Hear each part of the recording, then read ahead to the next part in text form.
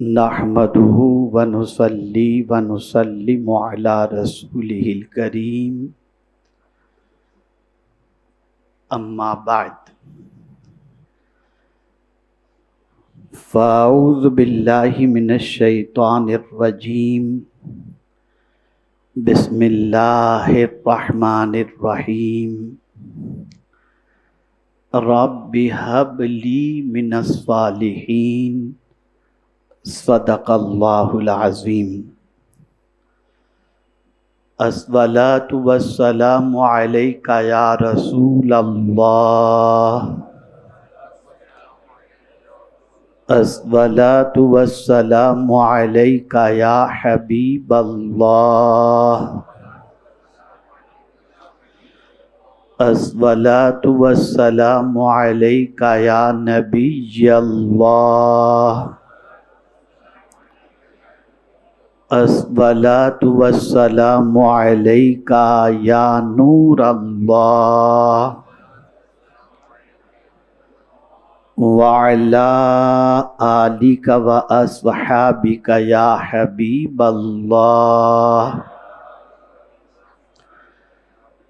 صلی اللہ تعالی علیہ وسلم۔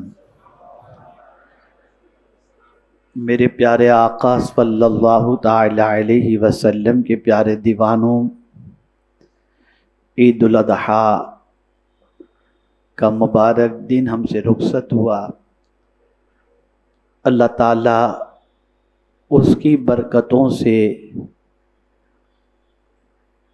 اس وقت بھی یعنی عید کے دن بھی غلامان رسول پر برکتوں کا نزول فرمایا تھا، اور اللہ عز و جل اس کی برکتیں اور پیغام حضرت ابراہیم علیہ السلام پر عمل کی توفیق ہمیں زندگی بھر نصیب فرمائے۔ ایک عظیم ذات کا نام ہے حضرت ابراہیم علیہ السلام، اور اگر ہم حضرت ابراہیم علی نبینا علیہ الصلاۃ والتسلیم کی ذات بابرکت کو دیکھیں اور قرآن مقدس میں حضرت ابراہیم علیہ الصلاۃ والسلام کی افکار کو دیکھیں تو عقل دنگ رہ جاتی ہے۔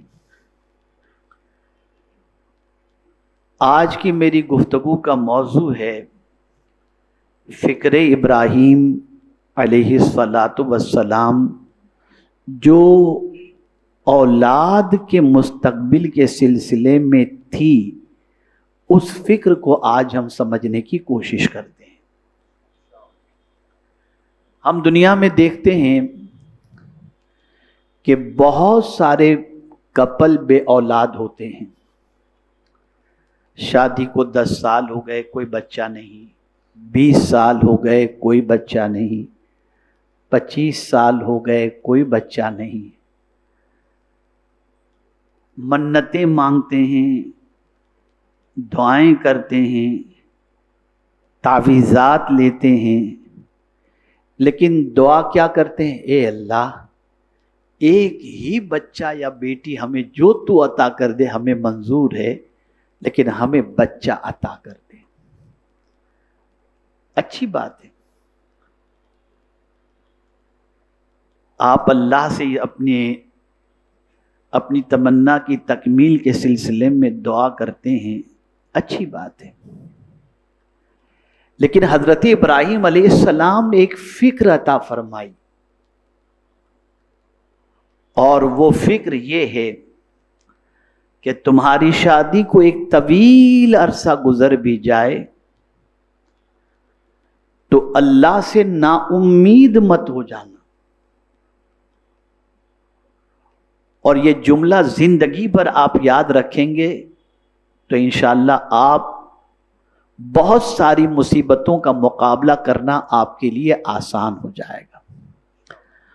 اور وہ یہ ہے کہ جب کوئی تکلیف، کوئی تمنا ادھوری رہ جائے اور بظاہر آپ کو ایسا نظر آئے کہ میری تمنا اب پوری ہونے کی تو کوئی امکانات نظر نہیں آتے، تو مایوس ہو کر کے بیٹھ جاتا ہے آدمی۔ حضرت ابراہیم نے یہ فکر دی کہ سنو، میں بھی ضعیف ہو گیا، میری بیوی بھی ضعیفہ ہو گئی، تو یہ بات تو اپنی جگہ صحیح ہے کہ 80 کے بعد بچوں کی ولادت ذرا ڈیفیکلٹ ہے، لیکن یہ سوچتا کون ہے؟ وہ عام انسان سوچتا ہے، لیکن جس کی نظر قدرت پر ہو وہ کبھی یہ نہیں سوچتا، وہ یہی سوچتا ہے کہ اللہ چاہے تو یہ بھی ممکن ہو سکتا ہے۔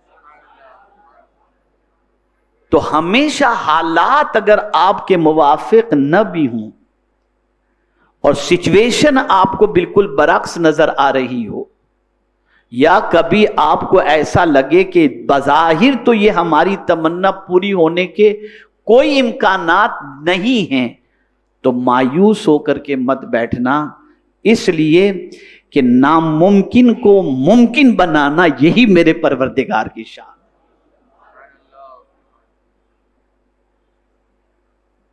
اس کا ایک طریقہ یہ ہے کہ اللہ سے دعائیں مانگتے رہو،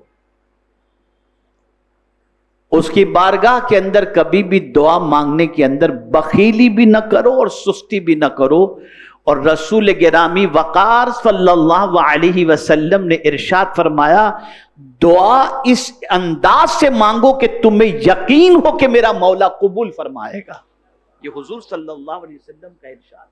ہم تو پہلے ہی کہہ دیتے ہیں زمانے سے مانگ رہے ابھی تک پوری نہیں ہوئی۔ یقین کی امید آپ کو پہلے ہی نہیں ہے، پہلے ہی نہیں۔ یہ بھی ایک الگ ٹاپک ہے، مجھے اس وقت بہت ساری آیتیں یاد آ رہی ہیں، اس پر ذہن میں آ رہے ہیں، لیکن میں ابھی اس کو بیان کروں گا تو میرا یہ موضوع رہ جائے گا۔ حضرت ابراہیم ضعیف تھے، اولاد کی فکر تھی، اور اولاد میں بھی حضرت ابراہیم علیہ السلام کی فکر تھی بیٹے کی، بیٹے کی فکر تھی، اس لیے بیٹے کی تمنا انہوں نے رکھی تھی کہ یہ بیٹا کام کاج کے اندر میرا ہاتھ بٹائے، اور خاص طور پر جو دین کی دعوت کا کام ہے، اللہ کے گھر کی تعمیر کا کام ہے، اس میں یہ بیٹا میرا سپورٹر بن جائے۔ تو کیا دعا کی؟ رب ہب لی من الصالحین۔ ہم دعا کرتے بیٹا دے دے، بیٹی دے دے، گود بھر دے، لیکن حضرت ابراہیم نے فکر عطا فرمائی، ادھوری دعا نہ کرنا، یہ دعا کرنا کہ اے اللہ مجھے صالح نیک بیٹا عطا فرما دے۔ یہ ہے فکر۔ ایک اور فکر ہمیں سمجھ میں آئی کہ بچے کی پیدائش سے پہلے بچے کے فیوچر کی فکر کرنا، یہ ہے سنت ابراہیمی۔ یہ فکر حضرت ابراہیم علیہ السلام کی ہے کہ آپ اپنے بچے کے بارے میں یہ فکر کر رہے ہیں کہ مولا مجھے خالی بیٹا نہیں چاہیے، مجھے ایسا بیٹا چاہیے جو صالح ہو، نیک ہو، جو نیک کاموں میں میرا ساتھ دے اور میری آنکھوں کی ٹھنڈک ہو۔ ایک خلیل کی دعا تھی، مانگا صالح بیٹا تھا۔ چلیے تھوڑا سا میں صالحیت کے بارے میں بتا دوں۔ صالحیت یہ اتنا عظیم وصف ہے کہ اگر آپ قرآن مقدس میں دیکھیں تو میرے پیارے آقا صلی اللہ علیہ وسلم کے پیارے دیوانوں، حضرت ابراہیم علیہ السلام کی بھی دعاؤں کے اندر یہ دعا صرف اولاد سے متعلق نہیں ہے، خود اپنے متعلق بھی حضرت ابراہیم علیہ السلام دعا کرتے ہیں۔ تو کیا دعا کرتے ہیں؟ رب ہب لی حکما والحقنی بالصالحین۔ حضرت ابراہیم علیہ السلام دعا کرتے ہیں، اے میرے رب مجھے حکم عطا کر اور مجھے ان سے ملا جو تیرے خاص قرب کے سزاوار ہیں۔ یہاں سے یہ بات سمجھ میں آئی کہ جس بچے کے لیے وہ دعا کر رہے تھے رب ہب لی من الصالحین، تو اپنے لیے بھی انہوں نے دعا کی کہ اللہ مجھے ان سے ملا دے جنہیں تو نے قرب خاص کی دولت عطا فرمائی تھی، یعنی صالحیت کی دولت۔ یہاں میں آپ کو بتاؤں، حضرت ابراہیم علیہ السلام نے جو اپنے لیے مانگا وہی اپنی اولاد کے لیے بھی مانگا۔ صالحیت خود کے لیے بھی مانگی، صالحیت اولاد کے لیے بھی مانگی. ایسے ہی اقامت صلاۃ کے حوالے سے انہوں نے خود کے لیے بھی دعا مانگی اور اپنی اولاد کے لیے بھی دعا مانگی، جیسا کہ رب اجعلنی مقیم الصلاۃ ومن ذریتی ربنا وتقبل دعا. اے اللہ مجھے اور میری ذریت کو نماز قائم کرنے والا بنا. یہاں ایک تھوڑا سا کریکشن کرتا ہوا چلوں. ہم چاہتے تو ہیں کہ ہمارا بیٹا جھوٹ نہ بولے، ہم چاہتے تو ہیں کہ ہمارا بیٹا نمازی بنے، لیکن بن نہیں پاتا کیونکہ وہ آپ کو اور ہم کو دیکھ نہیں پاتا کہ ہم نمازی ہیں.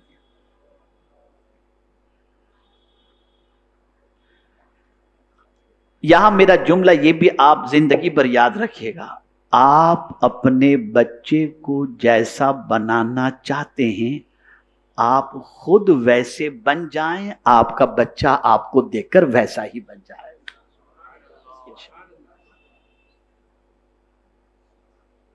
اور ایک بات میں آپ کو عرض کروں، روزی کی تنگی کے حوالے سے اس وقت شور مچا ہوا ہے، مہنگائی آسمان چھو رہی ہے، پیٹرول کا دام، ڈیزل کا دام، یہ تکلیف وہ تکلیف، چیزوں کے دام بڑھ گئے. بالکل صحیح. اور اب تو اللہ رحم و کرم فرمائے، میرا یہ جملہ بھی ذہن میں رکھیں کہ پانی کی شارٹیج کا مسئلہ بھی اللہ نہ کرے آنے والے دنوں میں.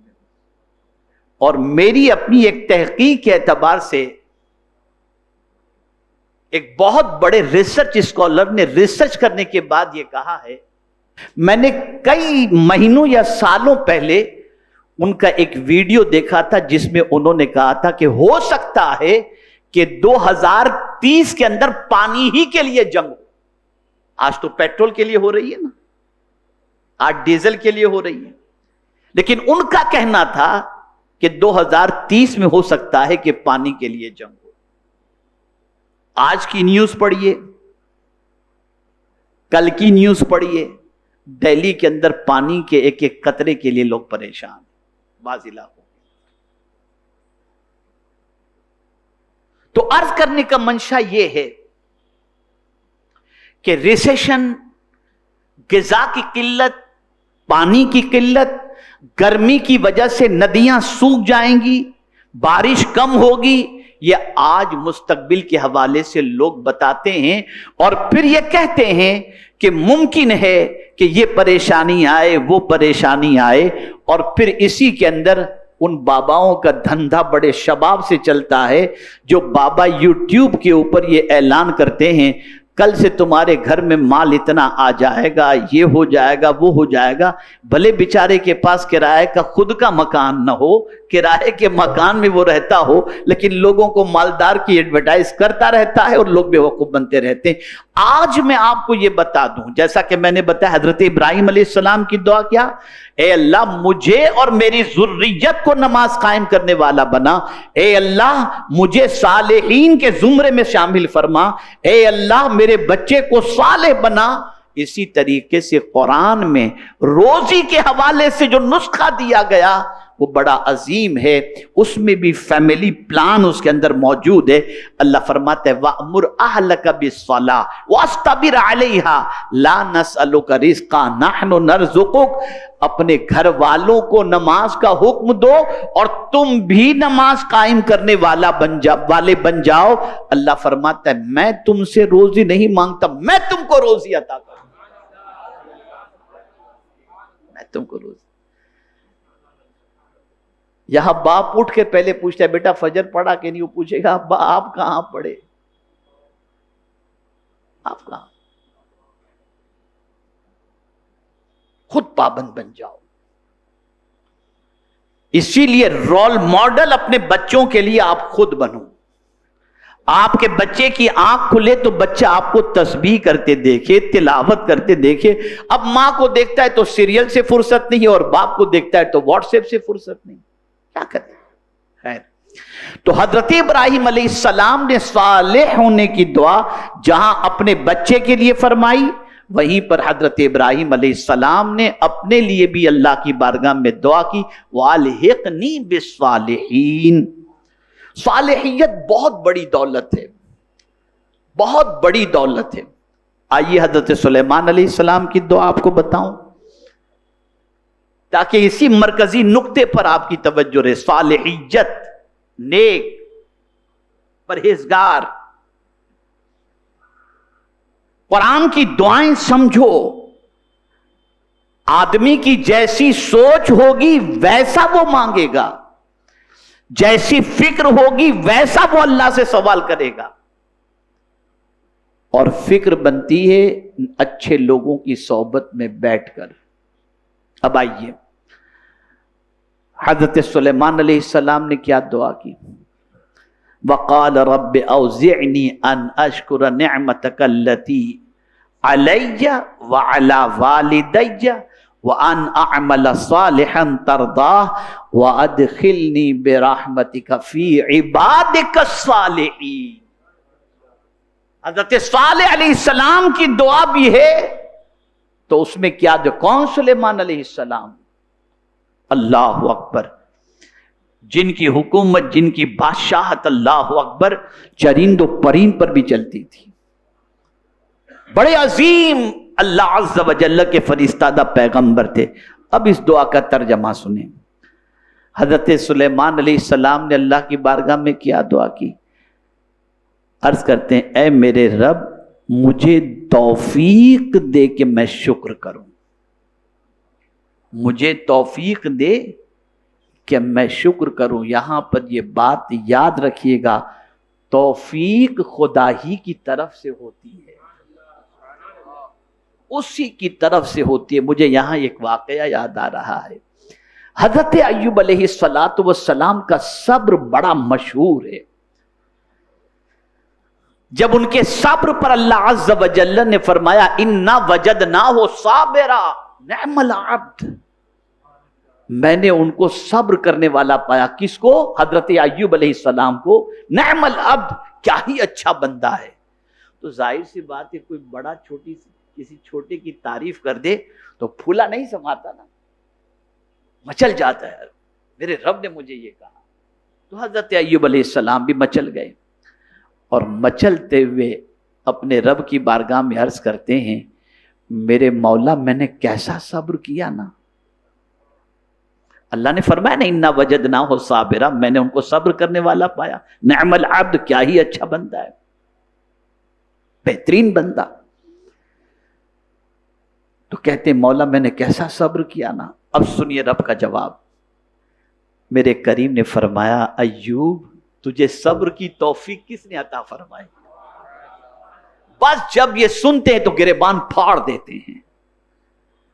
یہاں سے قرآن کا یہ مزاج سمجھو، قرآن یہ مزاج دے رہا ہے، ہمیشہ کے لیے ذہن میں رکھو، ما اصابک من حسنۃ فمن اللہ، جو بھی نیکی تمہیں پہنچے یا جو بھی نیکی کرنے کی توفیق تمہیں پہنچے، اپنا کمال نہ سمجھنا، یہ سب کچھ رب کی توفیق سمجھنا۔ اسی لیے حضرت سلیمان علیہ السلام نے دعا کی اے میرے پروردگار مجھے توفیق دے کہ میں شکر کروں، توفیق دے۔ اور پھر کیا دعا کرتے ہیں؟ توفیق دے کہ میں شکر کروں تیرے احسان کا، جو تو نے مجھ پر احسان فرمایا، اتنی بادشاہت، چرند و پرند۔ بلکہ حضرت سلیمان علیہ السلام کا حال یہ تھا کہ اللہ اکبر، خیر ان پر بھی انشاءاللہ پھر کبھی عرض کروں گا، اسی دعا پر میں چلتا ہوں۔ میں شکر کروں تیرے احسان کا جو تو نے مجھ پر اور میرے ماں باپ پر کیے۔ اللہ اکبر، ماں باپ پر بھی جو احسان کیا، اے اللہ مجھے اس کے شکر کی توفیق عطا فرما۔ اور یہ اب دیکھیے نبی ہیں، توجہ چاہوں گا، نبی ہیں، جید نبی، عظیم نبی، عظیم پیغمبر، پھر بھی فکر کیا ہے اور کس چیز کی توفیق مانگتے ہیں؟ آگے عرض کرتے ہیں وَأَنْ أَعْمَلَ صَالِحًا، اور یہ کہ میں وہ بھلا کام کروں، ترضا، کہ وہ بھلا کام کروں جو تجھے پسند آ جائے۔ نبی کا کوئی کام خدا کی ناپسندیدگی کا ہوتا نہیں، پھر بھی نبی اللہ کی بارگاہ میں دعا کرتے ہیں کہ اے اللہ مجھے ایسے کام کی توفیق عطا فرما جو تجھے راضی کر دے اور تجھے پسند آ جائے۔ اور پھر کیا عرض کرتے ہیں؟ وَأَدْخِلْنِي بِرَحْمَتِكَ۔ اللہ اکبر، اللہ اکبر، اللہ اکبر۔ علماء تشریف فرمائیں، میری نبوت کی وجہ سے، میرے کمال کی وجہ سے مجھے نیک بندوں میں شامل فرما دے، یہ نہیں کہتے بلکہ کہتے ہیں وَأَدْخِلْنِي بِرَحْمَتِكَ، عرض کرتے اور مجھے اپنی رحمت سے اپنے ان بندوں میں شامل کر جو تیرے قرب خاص کے سزاوار۔ پتا چلا کوئی کسی مقام پر خدا کی رحمت اور فضل کے بغیر پہنچ ہی نہیں سکتا۔ دعا کا مزاج بتایا رہا ہے، دعا کے ذریعے مزاج دیا جا رہا ہے کہ اللہ تو جو کچھ مجھے عطا کرے گا تیری رحمت سے، ورنہ میرے پاس کیا ہے۔ ہم ہمیشہ اپنے اندر کمال دیکھتے ہیں اور اللہ والے ہمیشہ کمال کو اپنے رب کے اندر دیکھتے ہیں۔ یہ جملہ یاد رکھیے گا، ہم کمال اپنے اندر دیکھتے ہیں اور نیک لوگ کمال خدا کے اندر تلاش کرتے، خدا کے اندر دیکھتے ہیں۔ تو کہتے ہیں وَأَدْخِلْنِي بِرَحْمَتِكَ فِي عِبَادِكَ الصَّالِحِينَ، اپنے قرب خاص بندوں کے اندر ہمیں شامل فرما۔ میرے پیارے آقا صلی اللہ علیہ وسلم کے پیارے دیوانوں، اسی کے ساتھ ساتھ آئیے حضرت یوسف علیہ السلام کی دعا بھی دیکھ لیں تاکہ میں صالحیت کو تھوڑا سا سمجھا دوں کہ کیوں حضرت ابراہیم علیہ السلام نے یہ دعا کی تھی۔ حضرت یوسف علیہ السلام دعا کرتے ہیں رب قد آتیتنی من الملک وعلمتنی من تعویل الاحادیث فاطر السماوات والارض انت ولیجی فی الدنیا والآخرہ توفنی مسلما والحقنی بالصالحین۔ یہاں بھی صالحیت کے حوالے سے دعا کی تھی۔ کیا مطلب؟ اے میرے رب، بے شک تو نے مجھے ایک سلطنت دی۔ کس نے سلطنت دی؟ اللہ نے۔ میں سلطنت کا مالک ہوں نہیں، مولا تو نے مجھے عطا فرمایا۔ یہ تصور ہمیشہ رہنا چاہیے، میرے پاس جو کچھ ہے وہ میرا اپنا نہیں، یہ خدا کا دیا ہوا ہے۔ یہ تصور، یہ نبی کی دعا کے اندر ہمیں پیغام مل رہا ہے۔ رب قد آتیتنی من الملک، اور پھر آگے کیا فرمایا؟ وعلمتنی من تعویل الاحادیث، اور مجھے کچھ باتوں کا انجام نکالنا سکھایا۔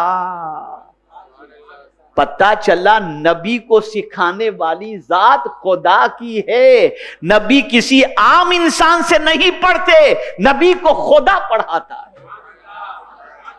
اور میرے آقا کی شان تو ایسی ہے کہ اللہ نے حضور کو ایسا پڑھایا، جب سرکار پڑھ رہے تھے تو تیزی سے قرآن شریف کی تلاوت کر رہے تھے تو سرکار سے رب نے فرمایا میرے محبوب آپ ٹینشن نہ لیں، آپ ٹینشن نہ لیں، آپ ٹینشن نہ، سنقرئک فلا تنسا، ایسا ان قریب پڑھاؤں گا کہ میرے محبوب کبھی تم بھولو گے ہی نہیں۔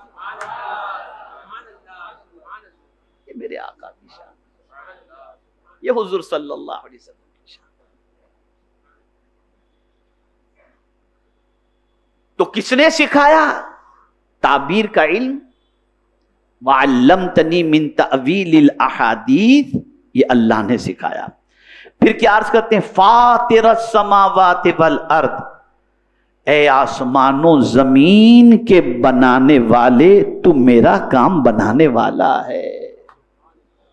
آسمان و زمین کے، یہاں سے یہ بات سمجھ میں آئی کہ ڈائریکٹ یہ نہ کہا کرو مولا میرا کام بنا دے، پہلے ذرا اس کی تعریف بھی کر لیا کرو، تو زمین بنانے والا ہے، تو آسمان بنانے والا ہے، جب تو نے یہ سب بنایا تو اب میرا کام بھی بنا دے۔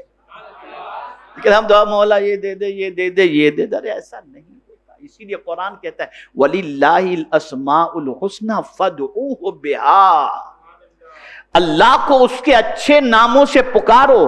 مسجد نبوی شریف کے اندر 2 دعا کرنے والے بیٹھے ہوئے تھے. ایک نے ہاتھ اٹھایا, اے اللہ مجھے یہ دے دے, مجھے یہ دے دے, مجھے یہ دے دے. مسجد نبوی شریف میں سرکار صلی اللہ علیہ وسلم نے فرمایا اس نے جلدی کی. کیا فرمایا؟ اس نے جلدی کی. پھر دیکھا ایک دوسرے دعا کر رہے تھے, غالباً حضرت عبداللہ ابن مسعود رضی اللہ تعالیٰ عنہ, وہ دعا کر رہے تھے. اب وہ ان کی دعا کا انداز ہے. حدیث کے الفاظ ہیں, الحمدللہ رب العالمین والصلاة والسلام علی سید الانبیاء والمرسلین وعلی آلہ واصحابہ الطیبین الطاہرین. اس کے بعد اپنی دعا انہوں نے پیش کی. پہلے اللہ کی حمد بجا لائے, حضور پر درود انہوں نے بھیجا, تو سرکار فرماتے جو مانگو تمہیں اللہ عطا فرماتے. یہ ہمیں تو مانگنا بھی نہیں آتا, مانگنا بھی نہیں آتا. پہلے تو مانگتے تو کانفیڈنس ہی نہیں ہوتا, ارے میں 10 سال سے مانگ رہا ہوں یار. اور حضور صلی اللہ علیہ وسلم فرماتے ہیں, آج بھی میں نے یہ حدیث پڑھی اور اس سے پہلے بھی میں نے یہ حدیث پڑھی تھی. سرکار صلی اللہ علیہ وسلم فرماتے ہیں دعا اس اعتبار سے مانگو, اس یقین سے مانگو کہ وہ قبول کرے گا ہی. تو پہلے آپ عقیدہ ڈاواں ڈول ہے. تو اب چلیے آگے چلتے ہیں. تو حضرت یوسف علیہ السلام نے کیا عرض کیا؟ اے آسمانوں اور زمین کے بنانے والے, تو میرا کام بنانے والا ہے. کہاں بنانے والا ہے؟ تو میرا کام بنانے والا ہے. ولی کے معنی بنانے والا بھی ہوتا ہے, ولی کے معنی دوست بھی ہوتا ہے. اور یہاں جو فرمایا کہ انت ولی جی, تو میرا کام بنانے والا ہے. کہاں بنانے والا ہے؟ اللہ اللہ, خدا کی قسم مانگنے کا سلیقہ دیکھیے. انت ولی جی فی الدنیا والآخرہ, دنیا میں بھی تو میرا کام بنانے والا ہے اور آخرت میں بھی کام بنانے والا ہے. دونوں جہاں میں میرا کام بنانے والا ہے. میرے استاد گرامی, کل ہم لوگ ایک محفل کے اندر تھے تو بڑی پیاری بات حضرت نے فرمائی کہ ہم تو اپنا کام بگاڑتے ہیں اور خدا ہمارے سارے کام بناتا ہے. بگڑتا ہے ہم سے, خدا سے نہیں. خدا تو سارے کام بنانے والا ہے, سارے کام بنانے والا ہے. کیا دعا کا انداز ہے. انت ولی جی فی الدنیا والآخرہ, تو میرا کام بنانے والا ہے دنیا اور آخرت میں. اب یہاں تک تو بات ہو گئی. اب مانگا کیا؟ تعریف تو اتنی کر دی اللہ کی, اب مانگا کیا؟ یہ مانگو, یہ مانگو, توفنی مسلمہ, اے اللہ مجھے اسلام پر موت عطا فرما. یہ کون مانگ رہا ہے؟ حضرت یوسف علیہ السلام. کل ہی میرے استاد گرامی ایک جگہ بیٹھے ہوئے تھے تو مجھ سے فرمایا یوسف علیہ السلام کی صورت بھی خوبصورت تھی اور سیرت بھی خوبصورت تھی. اور مجھ سے فرما رہے تھے کل کہ مولانا میں جب بھی سورہ یوسف پڑھتا ہوں میری آنکھیں نم ہو جاتی ہیں. اور پھر ایک دلیل ان کی سیرت کی جو پیش کی, آدمی انگشت بدندہ ہو جائے گا. ان کے بھائیوں نے, حضرت یوسف کے بھائیوں نے انہیں کنویں میں ڈال دیا تھا, کنویں میں ڈال دیا. بھائی آج بھی یوسف علیہ السلام کے بھائی جیسے کچھ بھائی مل جائیں گے, مل جائیں گے. لیکن ان بھائیوں کو کس طریقے سے وہ معاف کرتے ہیں اور کیا کہتے ہیں. وہ نادانی میں ایسا کر بیٹھے تھے, وہ نادانی میں ایسا کر بیٹھے تھے. اب ذرا سوچو, ہے کسی کا ایسا کردار؟ یہ کردار نبی کا ہوا کرتا ہے, یہ نبی کا کردار ہوا کرتا ہے. اور یہاں ایک نقطہ اور ذہن میں محفوظ کر لو, امتحان جب آئے اور سخت امتحان ہو تو گھبرانا نہیں چاہیے. اس لیے کہ امتحان کے بعد جب امتحان سخت ہوتا ہے تو ریزلٹ بڑا اچھا آتا ہے. آئی پی ایس اور آئی ایس کا امتحان بڑا سخت ہوتا ہے, لیکن جب آفیسر بن جاتا ہے تو ریزلٹ بڑا اچھا اس کا ہوتا ہے. ایسے ہی آپ کو دین سے ہٹانے کے لیے یا اللہ اور اس کے رسول کی محبت کے لیے جب کبھی امتحان سخت ہو, کہ میرا بندہ پھسلتا ہے یا رہتا ہے، پھسلتا ہے یا رہتا ہے، اور بندہ ثابت قدم رہتا ہے. جتنا بھی امتحان ہو، نہ خدا سے نالا رہوں گا، نہ مصطفیٰ جان رحمت صلی اللہ علیہ وسلم کا دامن چھوڑوں گا. پھر کیا پوزیشن ہوگی؟ پھر اللہ درجات بلند فرمائے گا. حضرت ابراہیم علیہ السلام کا امتحان ہوا، سخت امتحان ہوا، لیکن اس امتحان کے بعد نتیجہ کیا نکلا؟ وَإِذِ ابْتَلَىٰ إِبْرَاهِيمَ رَبَّهُ بِكَلِمَاتٍ فَأَتَمَّهُنَّ قَالَ إِنِّي جَاعِلُكَ لِلنَّاسِ إِمَامًا. پھر انہیں امام انسانیت بنا دیا حضرت ابراہیم. امتحان میں جب وہ کامیاب ہوئے، امتحان میں جب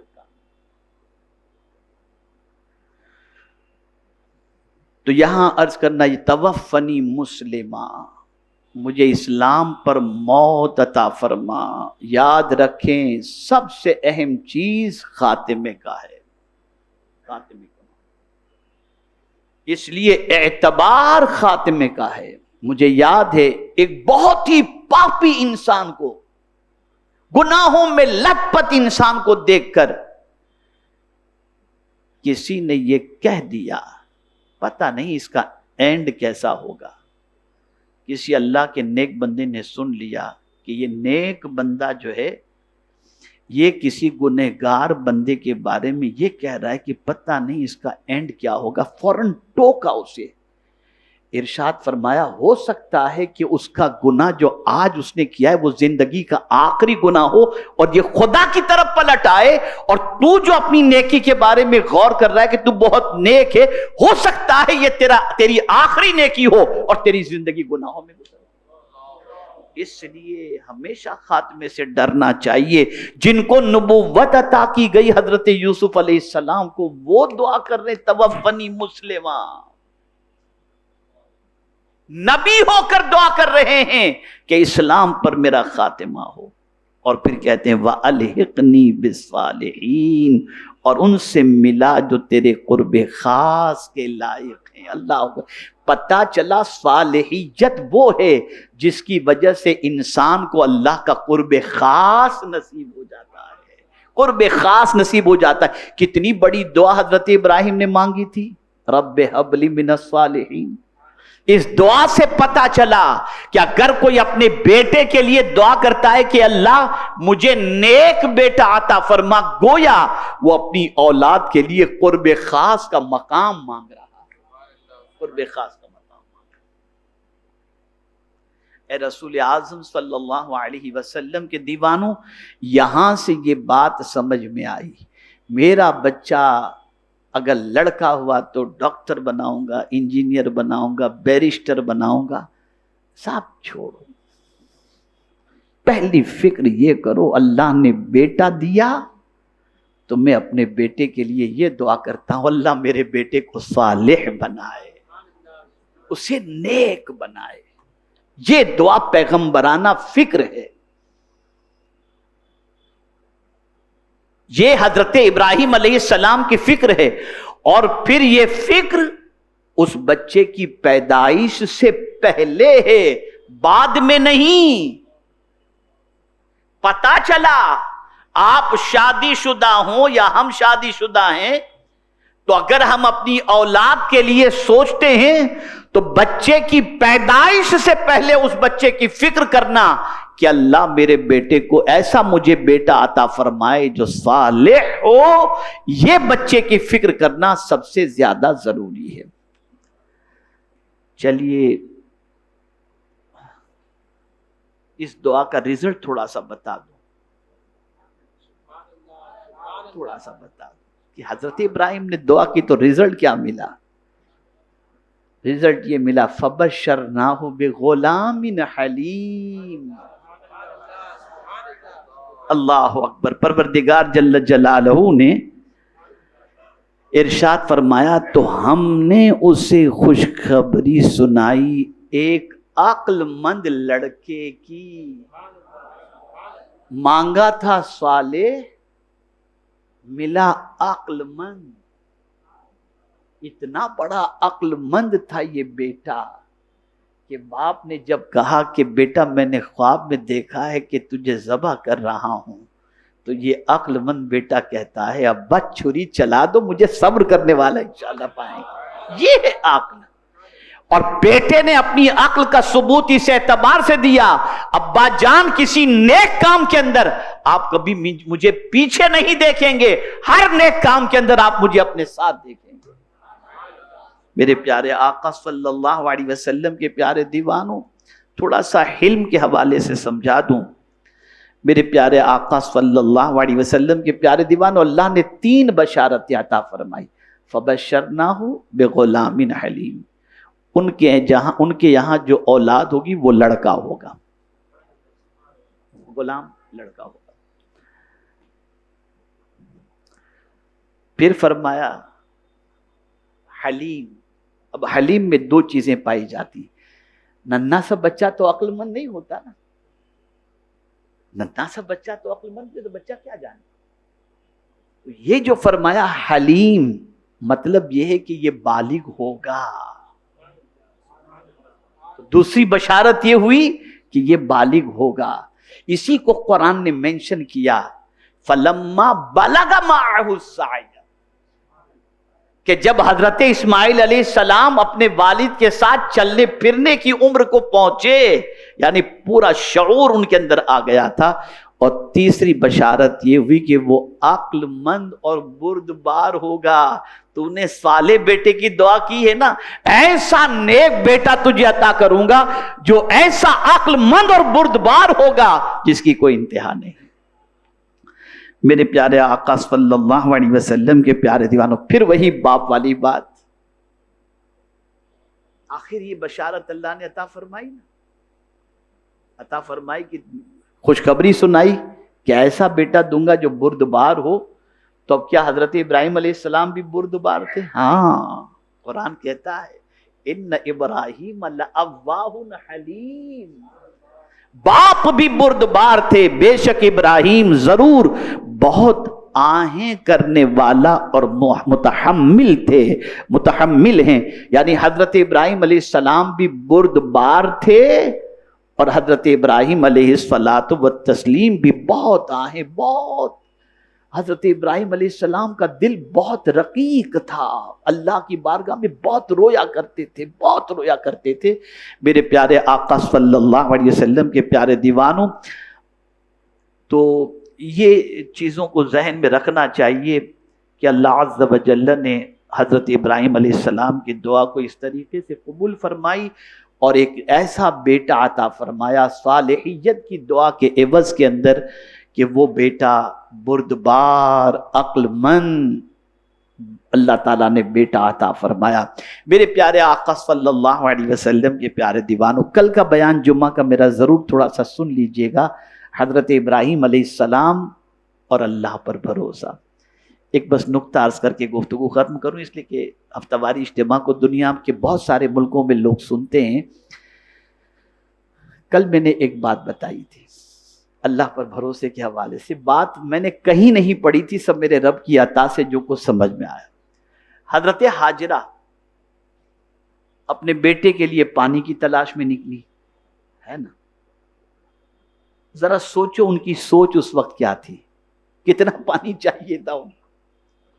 وہ تو ایک مشکیزہ تھا، بیٹا پانی سے تڑپ رہا تھا، چند قطرے ہی مل جائیں، چلو ایک مشکیزہ ہی مل جائے، لیکن اللہ پر توکل کرتے ہوئے جب کچھ نظر نہیں آ رہا، ایک دم چٹیل میدان، بے آب و گیا وادی، ایسی جگہ پر پانی کی تلاش میں وہ نکلی، لیکن وہ چٹیل میدان کو نہیں دیکھ رہی تھی، وہ جانتی تھی کہ قدرت چاہے تو اس میں سے بھی پانی نکل سکتا ہے۔